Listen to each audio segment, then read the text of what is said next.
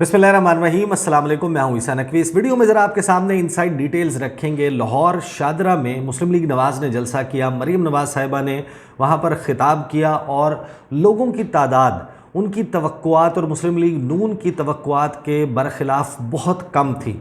उस जलसे के फ्लॉप होने के बाद, जिसको बहुत सारे लोग सानेहा शादरा कह रहे हैं, उसके बाद बहुत ही इंटरेस्टिंग डेवलपमेंट्स हुई हैं। नून लीग की एक अहम तरीन शख्सियत जो है और उसके बाद चंद गैर अहम शख्सियात वो व्हाट्सएप के ऊपर किसके साथ राब्ते में हैं, क्या राब्ते किए जा रहे हैं और उनसे क्या डिमांड की जा रही है। कुछ इंटरेस्टिंग डिटेल्स हैं, वो मैं आपके सामने इस वीडियो में रखूँगा। आपको मालूम है कि जब 28 जनवरी इस साल मरीम नवाज़ साहिबा जो है वो एक वक्फे के बाद, अपनी सर्जरी के बाद पाकिस्तान वापस आई, उसके बाद उनकी प्रोफाइलिंग की बड़ी कोशिश की गई।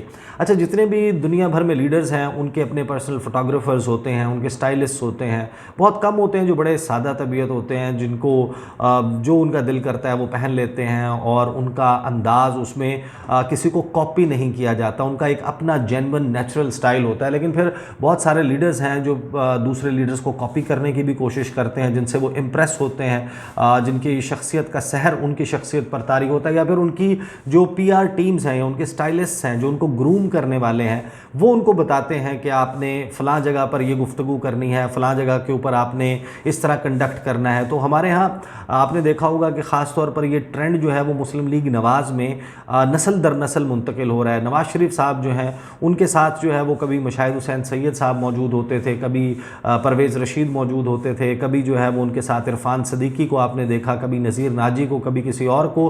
और वो जो लोग हैं वो कोई मुश्किल सवाल मियाँ साहब से किया जाता, या कहीं पे मियाँ साहब फंस जाते तो फिर वो कोनी मार के उनसे पूछते थे कि बताएं इसका क्या करना है, तो वो उनको बताते थे, उसके हिसाब से वो कर देते थे। मियाँ साहब की तकारीर जो है और जो पर्चियों के ऊपर लिखा होता है उसके बारे में भी जो है वो सबको मालूम है कि वो उनका अपना लिखा नहीं होता। वो अपना मुद्दा ज़रूर बयान कर देते हैं लेकिन उनको अल्फाज में उनके करीबी लोग ढालते हैं। अब मरीम नवाज़ साहिबा के साथ भी आपने देखा कि साए की तरह परवेज़ रशीद साहब मौजूद होते हैं।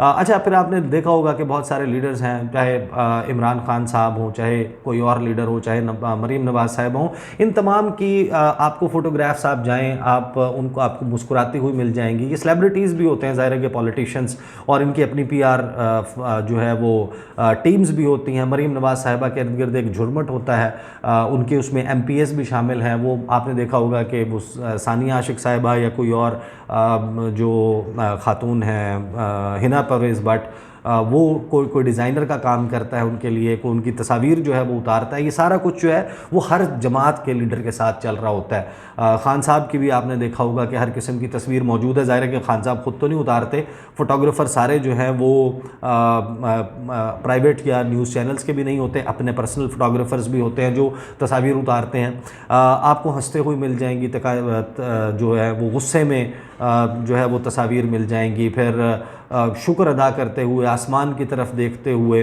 और हर किस्म की जो है, कभी आज़ुर्दा किसी के गम में जो है वो रंजीदा आपको तस्वीर मिल जाएंगी। ये सब लोग करते हैं। मरीम नवाज़ साहिबा जो है उनकी जो पीआर टीम है उसके पास थोड़ा सा जेन्युइन आइडियाज़ की कमी है। कभी आपने उनको देखा होगा गिलगित बल्तिस्तान गई और उनका ड्रेस जो है वो हलीमा सुल्तान, वो जो अर्तुगरुल ड्रामा आया था, उस ड्रेस में आपको वो नज़र आती हैं। कभी आपको वो जो 2010 का जो सैलाब था पाकिस्तान में, एंजेलिना जोली पाकिस्तान आई थी, या फिर जो न्यूजीलैंड में मस्जिद के ऊपर एक वाक़या हुआ था, तो उनकी प्राइम मिनिस्टर जसिंडा आर्डन जब वहाँ ताज़ियत के लिए गई थी, तो उनका जो अटायर था, जो उनका स्टाइल था, जो तस्वीर सामने आई थी, वो मरीम नवाज़ साहिबा की आपको कभी उस किस्म की तस्वीर नज़र आती हैं। फिर कभी जो है वो आपको बेनज़ीर भुट्टो साहिबा की तरह जो है वो नज़र आती हैं। और आजकल उन्होंने मरीम नवाज़ साहिबा ने एक और स्टाइल भी बनाया कि वो स्टेज के ऊपर जो है वो ऐसे करके अपना हाथ ऊपर ले जाके दोनों हाथ ऐसे जोड़ के जो है वो करती हैं, लोगों का शुक्रिया अदा करती हैं। पाकिस्तान में ये स्टाइल जो है वो नया है, लेकिन ये स्टाइल भी पॉलिटिशियंस में नया नहीं है। हमारा जो पड़ोसी मुल्क है हिंदुस्तान, वहाँ पर आपने देखा होगा कि बहुत सारे पॉलिटिशियंस जो हैं वो ये स्टाइल करते हैं। अब मरीम नवाज़ साहिबा, उसके अलावा आप देख लें कि जो उनकी जो प्रोफाइलिंग हुई, उनके इंटरव्यूज़ हुए आने के बाद, उसमें उनको ग्लोरीफाई किया गया। वो करंट अफेयर्स के मुतल्लिक इंटरव्यूज़ नहीं थे, उनका जो सब्सटेंशियल पोर्शन था वो मरीम नवाज़ साहिबा की शख्सियत को उजागर करने के लिए था। फ़िक्स मैच लगता था बड़ी हद तक कि उनको खाने में क्या पसंद है, उनका मिजाज कैसा है, वो इंतकाम लेने को तो पसंद नहीं करती, पढ़ते किसको हैं। और इन इंटरव्यूज़ में सलीम साफ़ी साहब ने किया, आदिल शाहज़ेब ने किया, उसके अलावा अम्मार मसूद ने किया और मंसूर अली ख़ान ने किया। अच्छा, मंसूर अली ख़ान का इंटरव्यू रिलेटिवली इन तीनों इंटरव्यूज़ से बहुत बेहतर और डिफरेंट था। लेकिन ये जो 3 इंटरव्यूज़ 4 इंटरव्यूज़ हुए उसमें से उभर के क्या सामने आया? मंसूर अली ख़ान के तो इंटरव्यू की वीडियो ही लीक हो गई ना, जो पोर्शंस निकाले हुए थे, काटे हुए थे, जहाँ पर उन्होंने कट कर दें कहा था। एक इंटरव्यू से निकल के आया फ्राई पैन से कपड़े इस्त्री करना, अपना ये बताने के लिए कि मैं कितनी जो है वो मॉडेस्ट हूँ, मैं मुंतकिम मिजाज भी नहीं हूँ। कहीं पर वो वॉशरूम स्क्विकी क्लीन निकल आए, कहीं पर वो फिक्शन और हिस्ट्री जो है उसका एक मिक्स हो गया। फिर कहीं पर उन्होंने ऐसे राइटर्स के नाम ले लिए जो शायद मरीम नवाज़ साहिबा ने भी बताने से पहले कोई पहली मरतबा सुने होंगे। तो ये प्रोफाइलिंग जो है वो मरीम साहिबा की गई। और फिर आपने ये भी देखा होगा कि गुज़श्ता कुछ अरसे से जब से एक मीडिया की बड़ी नोन पर्सनैलिटी फ़ाद हुसैन साहब वो काबीना से अलहदा होकर उन्होंने वापस मीडिया ज्वाइन किया, मरीम नवाज़ साहिबा के ट्विटर से अचानक जो है वो जो गाढ़ी अंग्रेज़ी में बड़ी शुस्ता और शाइस्ता, बड़ी बेहतरीन किस्म की वोकैबलरी में वेल नेटेड सेंटेंसेस जो है वो अपनी ट्वीट्स में लिखती थी, जो अब एक्स बन गया है और पोस्ट कहलाती हैं, वो आना ख़त्म हो गई हैं। अब या उर्दू में होती हैं या फिर मेरे जैसी अंग्रेज़ी में जो है वो ट्वीट्स हुए भी होते हैं। तो वो बड़ी जो अच्छी अंग्रेज़ी है वो वाली वो अब आपको नज़र नहीं आती। अब रह ये गया है कि मरीम नवाज़ साहिबा की जो टीम है वो उनको मदर टेरेसा को कॉपी करवाए, लेडी डियाना को कॉपी करवाए, एंजेला मर्कल जो हैं उनकी कॉपी करवा ले, या फिर हिलरी क्लिंटन की। ये स्टाइल्स जो हैं वो सारे वो आजमा चुके हैं। मरीम नवाज़ साहिबा इस वक्त जो है वो बहुत उनकी टीम और वो ख़ुद कोशिश कर रहे हैं। जाहिर है कि हर बंदे का हक़ है कि वो अपने स्टाइल से कर सकता है, there is no objection to that. लेकिन वो जो जेन्युइन एक बंदे की पर्सनालिटी होती है ना, वो कहीं दब जाती है जब आप किसी को कॉपी करते हैं। तो मरीम नवाज़ साहिबा ने जो ये सब कुछ, ये उनकी टीम जो ओवर एम्बिशियस होकर अटैम्प्ट्स कर रही है, वो थोड़ा सा कंटेंट जो है उसके ऊपर अगर तवज्जो दे तो मामलात शायद बहुत बेहतर हो जाएं। मरीम नवाज़ साहिबा ने जो over a period of time हमने देखा जो तकारीर की हैं, वो जितना मर्जी कह देंगे वो इंतकाम लेने पे यकीन नहीं रखती, उनका बिल्कुल ये मिजाज नहीं है। लेकिन उनकी तकरीर का हर दूसरा जुमला रह के जो है वो इस किस्म का इजहार कर रहा होता है कि वो शायद चाहती हैं कि उनके साथ जो माजी में जो उनका पूरा एक नैरेटिव है कि उनके साथ किस तरह ज़्यादती हुई, एंड उसमें कोई ऐसी दूसरी राय भी नहीं है, वो भी खातून थी, उनके साथ जो जेल में सलूक रखा गया होगा और उसकी ऑर्डील जो वो बयान करती हैं, लेकिन अब उसकी बुनियाद पर वो जस्टिफिकेशंस देती हुई नज़र आती हैं कि जो अब पीटीआई या उसकी ख़वातीन के साथ हो रहा है वो शायद बिल्कुल दुरुस्त है। ये सब कुछ वो करती हुई नज़र आती हैं। तो उनका एक इंतकाम की झलक और फिर गालियों का मिक्स जो है वो कुछ ऐसे अल्फाज हैं जो पाकिस्तान तहरीक इंसाफ और उनके वर्कर्स के लिए मशहूर हुए हैं। जजेस को जो है वो इमरान के साथ एक गाली को जोड़कर और फिर यूथ के साथ एक गाली को जोड़कर जो मिक्सचर बनाए गए हैं, वो आपको तवातुर के साथ मरीम नवाज़ साहिबा के मुख्तलिफ ट्वीट्स में, उनकी गुफ्तगू में, जलसे में ख़ास तौर पर जब वो होती हैं, वो बड़ी सहूलत के साथ, बड़ी सूरत के साथ, बड़ी आसानी के साथ जो है वो और बड़े सहल अंदाज में वो ये सब कुछ अदा कर जाती हैं। तो उसकी वजह से ज़ाहिर है कि एक प्रॉब्लम मौजूद है। अब मरीम नवाज़ साहिबा जो ओवर एम्बिशियस होकर कर रही हैं, एक तो उनका इस वक्त वीडियो वायरल हुई भी है जिसमें वो वीडियो कॉल के ऊपर गाड़ी में बैठकर किसी जगह पर जलसे से खिताब कर रही हैं। उनका खिताब वहाँ पर दिखाया जा रहा है। खूब भरपूर तैयारी चल रही है। मियां मोहम्मद नवाज़ शरीफ की वतन वापसी के हवाले से 21 अक्टूबर को आएंगे और वो तैयारियां जो हैं वो कर रही हैं। और ज़ाहिर है कि हर जगह बंदे का फ़िज़िकली प्रेजेंट होना नहीं होता मुमकिन। पहले मैं वो आपको सुनवा देता हूँ, फिर मैं आपको बताता हूँ शादरा जलसे के बाद किन से क्या राब्ते किए जा रहे हैं और क्या रिक्वेस्ट और क्या कुछ किया जा रहा है। ये जो आई है इस वीडियो में मरीम नवाज़ साहिबा जब गाड़ी में बैठ के गुफ्तगू कर रही हैं, वो गुफ्तगू बड़ी अजीब व गरीब है। मरीम नवाज़ साहिबा उसमें जो है ना वो ये कहती हैं, मैं आपको सुनवा देता हूँ कि जहाँ पे पहले वो जलसा कर चुकी हैं, वो कहते हैं छतें टूट गई थी माशाल्लाह, यानी इतना रश था तो माशाल्लाह छतें टूट गई थी। स्लिप ऑफ टंग भी कह सकते हैं, लेकिन शायद वो बेहतर अदायगी भी कर सकते हैं। तो उन्होंने गुफ्तगू क्या की अपने वालिद साहब की वतन वापसी के हवाले से, वो सुन लें ज़रा।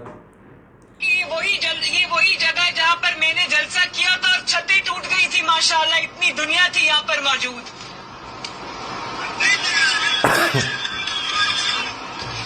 तो मुझे बहुत खुशी हुई है आज आपके साथ इस जलसे में शामिल होकर, और मुझे पूरा यकीन है, पूरी उम्मीद है कि जो फासला है उसकी परवाह ना करते हुए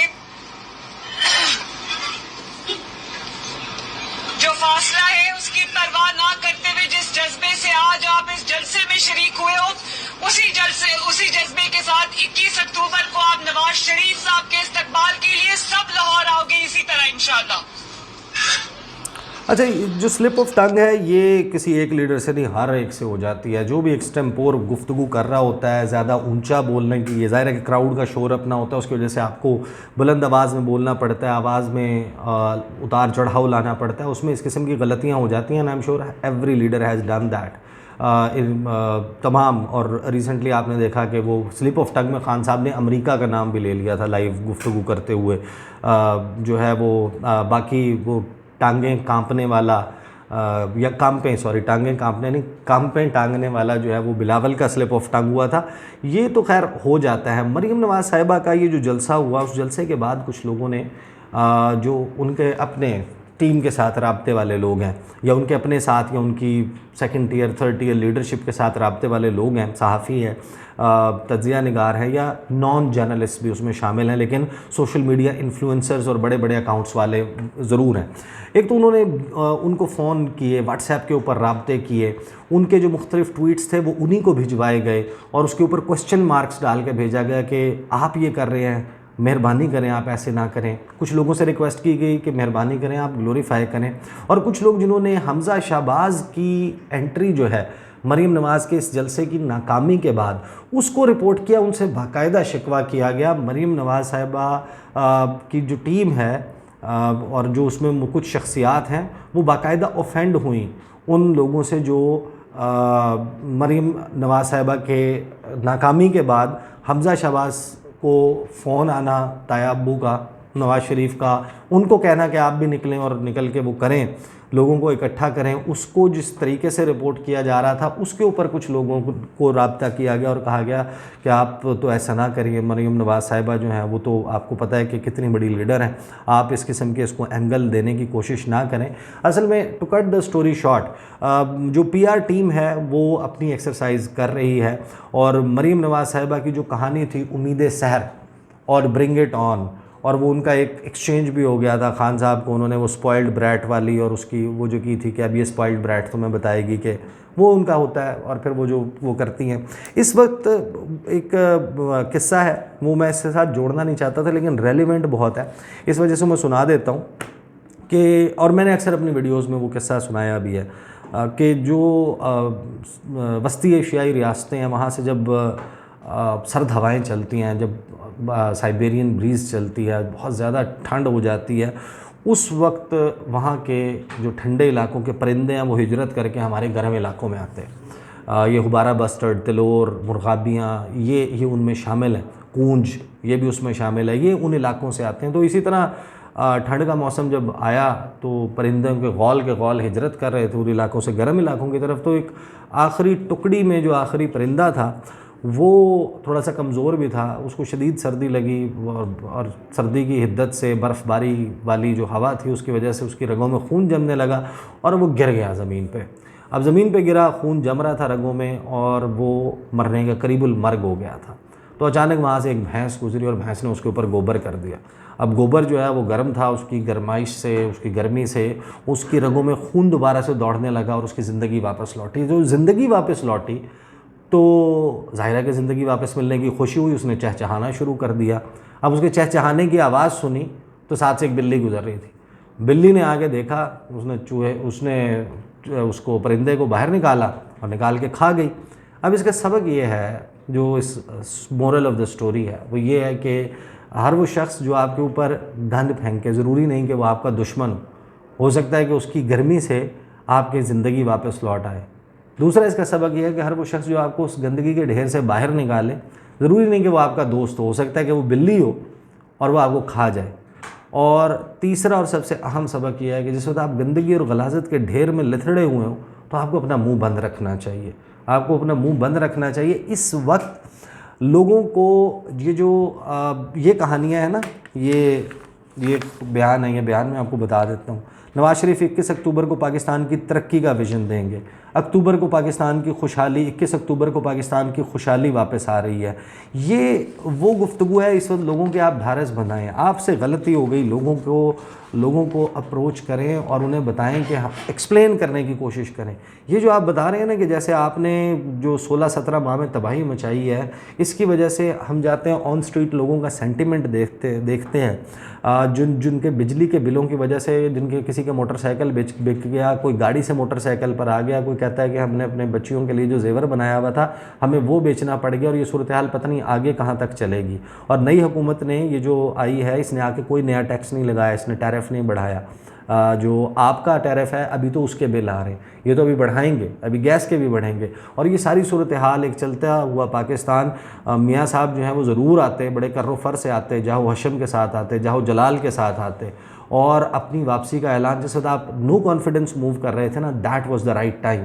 मियाँ साहब पाकिस्तान वापसी का ऐलान करते, कम वट में मैं आ रहा हूँ और मैं जेल जाऊँगा, बजाय इसके कि आप एक शोडी डील के ज़रिए वो करते कि अदम एतमाद के लिए जिनके ना नज़रिया मिलता है, जिनकी ना सोच मिलती है, ना माजी मिलता है, वो आज इकट्ठे बैठे हुए हैं, लड़ रहे हैं ना पीपल्स पार्टी और बाकी जमातें।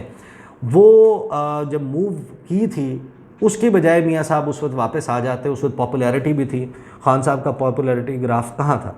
उनके अपने करीब तरीन लोग जो हैं, जो करीबी उनके वर्कर्स थे, उन्होंने व्हाट्सएप ग्रुप्स में, किसी पब्लिक फोरम पे नहीं, व्हाट्सएप ग्रुप्स में खान साहब की पॉलिसीज़ को या उस वक्त जो महंगाई की सूरत हाल थी उसको डिफेंड करना छोड़ दिया था। तो वो that was the right time, you took a wrong political decision. आप आए पाकिस्तान, उस वक्त अगर आ जाते तो आज आप कहाँ पर होते, आपको एक बड़ी ज़बरदस्त किस्म की खान साहब की हुकूमत गिर जानी थी, या फिर वो टाइम पूरा करके जा चुकी होती। ये जो 16-17 महीने का इक़्तिदार था ये लेने के लिए और अपनी मर्ज़ी की ट्रांसफ़र पोस्टिंग्स करने के लिए जो आपने सारी गेम की, अब ये उसका खमियाजा है, ये तो भुगतना पड़ेगा। तो ये इस वक्त सूरत हाल है। मरीम साहिबा की टीम जो है वो किस किस्म के राब्ते कर रही है लोगों के साथ, उनसे फरमाइशें कर रही है कि प्लीज़ मरीम साहिबा का जो है ना उनकी गुड्डी ज़रा उठा के रखें, ताकि वो वालिद साहब को ला रहे हैं सेंटर में, और जो पंजाब है उसमें ताजपोशी हो मरीम की, और फिर नेक्स्ट स्टेप के ऊपर वो सेंटर में जा सकें। अब तक के लिए इतने, मुझे इजाज़त दीजिए। अल्लाह हाफ़िज़।